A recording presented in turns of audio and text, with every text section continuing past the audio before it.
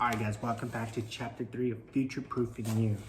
So chapter 3 is going to be focusing on fears, right? So the title of chapter 3 is Harnessing Fears to Your Advantage. So this video, I'm going to make it a lot shorter and quicker than the last chapters. It's going to really just hit the points, which is why I say it's very important if you want to follow along to buy your own book and read along, read each chapter, and then in the comment section in the videos, you could kind of comment your insights on what you got from what you read. I'm just going to go over what I received, what I was reading. So I'm going to read the quote. I'll read every quote to every chapter. And this one is, fear is only as deep as the mind allows. And this is a Japanese proverb. So if I were to break this down, fear is only as deep as the mind allows, then I'm gonna, for example, bring this as an example. This is a pine cone, right? So if I see this one, there's only two ways this is gonna go. I could either be positive about this and be like, yo, this is so cute and beautiful, I'm gonna keep it. Or if I let fear enter my mindset, I'm gonna be like, this pine cone is extremely poisonous and I have to be careful how I touch it, because if it pokes me and I get poisoned by it, I could die. That is how fear really, that's how you allow it to affect you in your brain. And that's just an idea with this pine cone. But there's a little story in this book that he used between the king and the thief. And the king gave this thief two options. He said, look, for your crime, you could either choose that rope and die, or you could choose that door. What do you want to choose? But the thief ended up choosing the rope. And he asked the king, he's like, hey, what's behind that door? Since I'm gonna die, can you just tell me what's behind that door? And the king said, well, behind that door is your freedom. But most people are afraid of the unknown, that they're gonna go to what they know, and they know they're gonna die by the rope, so they chose the rope. And because people fear the unknown, this has created a lot of entrepreneurs to truly be like, you know what, maybe I won't try. Maybe I won't do my business. Maybe I won't do my Etsy business. Maybe I won't create my own brand. Maybe I won't create my own website. Maybe I won't read, or maybe I won't do my YouTube videos. Like these things, these fear that it creates, that we create from the unknown, is what stops us from being so successful. In this chapter, he goes about kind of how to channel your fears. And I know we're going over 12 truths in this book. So the third truth for chapter 3 is fear is good.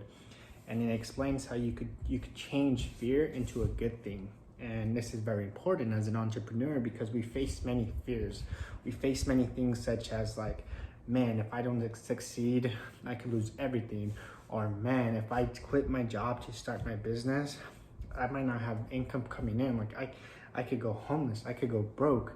But the thing about fear is when you allow it to do this to you, that's when you begin to sit in a place of, I wish I did this, man, I regret not doing this. If only I did this. And he gave a solution to that fear. And his solution, let me find it. His solution to that fear is, what's the worst thing that could happen? Now, at the end of the day, right, as I tell everybody, you have one life. What are you gonna make the most of it? Asking that question,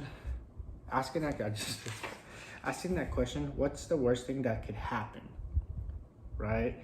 And we all have vivid imaginations and can entertain wild thoughts of unlikely scenarios. So focus on what realistically could happen if you tried and failed.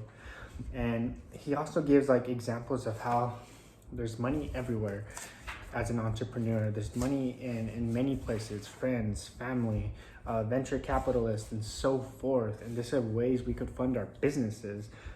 He also talks about how the fear of inaction is what holds us back, and we should really be more about action.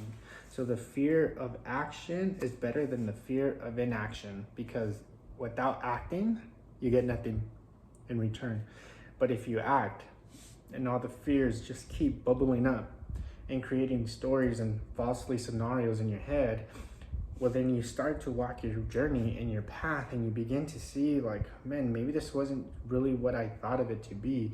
It's actually being much more than the scenarios I made up in my head.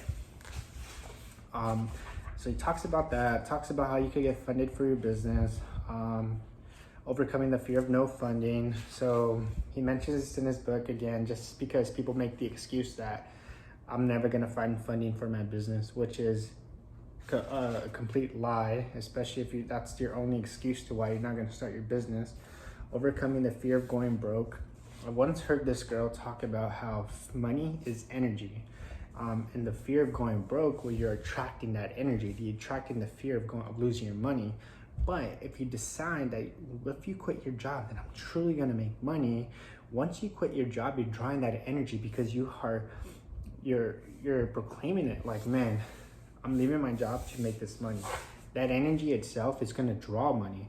Doesn't necessarily mean just because you believe you're going to draw money, money's going to come. It also means like as you're drawing money through your belief, through your energy, you also need to put in the work so that what you sow, you reap, right? The fruits need to grow. In order for the fruits to grow, you need to plant the seeds and water them and take care of your garden. That's about it. That's all that there was in chapter 3. So it's really based on like getting rid of excuses as to why you can't be successful. And he kind of like gave solutions to most of the people excuses. It also talks about like nowadays in this era that we're living in, you're most likely as a new startup who is innovative is most likely going to get funded, because what's right now taking off is innovation. People who are innovative. And majority of the time, startups, they get fed funding, they get fed money by anyone who truly believes in them. So money is really out there. You just have to go find it. So that's it. There's not much. And this is what these videos are gonna be more about. They're gonna be much more small and straight to the point. Because after watching my first 2 videos, I realized that it's a lot of information that can sometimes tend to become like a class. And in the class, you tend to doze off. And I'm that type of person who dozes off. I probably wouldn't even watch my first 2 videos. Well, actually I would, because I'm talking. I like to talk to myself. However, that's not the point. But that's it. So back to the whole experiment of Jay, the Arthur, and Vin, is that his fear is that Vin would have the mental skills to tackle whatever setbacks might be ahead. So his fear that Vin won't have the mental skills to tackle whatever setbacks might lie ahead. So like I said, so from our first chapter and our second chapter, we talked about a 7-day challenge of us writing down problems. These problems, I want you guys to pick your top 3. Then I want you to pick the one that you're most passionate for and one where you could really scale. So remember TAM, right? TAM is just in your mind has to be your reach, right? Your global reach. In this case, pick the problem that's gonna go global. When you find the solution for it, it has to go global. Second is write all your fears that come into your mind as soon as you start to think of how to make your business grow. Write down all your fears, because most likely the solutions to your business, to the problems, are gonna come from your fears. And again, if you're one who already has your business in place and knows how to make it, you just don't have the funding, if you could be very persuasive enough with your innovative idea, there's money out there to go look for it. However, back to this book club, back to the experiment we're doing, do that challenge, write down your fears right after, and then that's it. We're gonna go into chapter 4. Chapter 4 is embracing failure as part of the journey.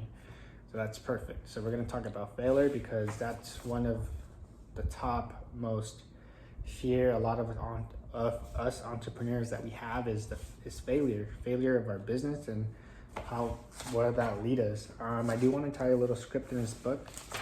It is, he received a letter about some lady who left her 6-figure job as a real estate management to pursue her passion and start a small rental.